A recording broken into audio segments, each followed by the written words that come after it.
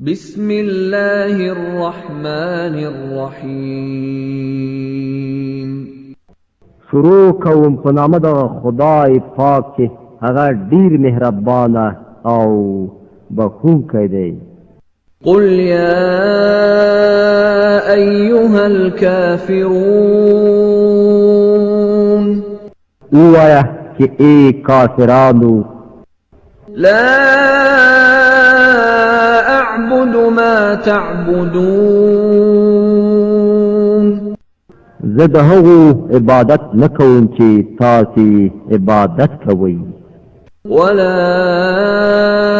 أنتم عابدون ما أعبد او نه تاسې دغه عبادت کوونکي یاست چې زه عبادت کوم ولا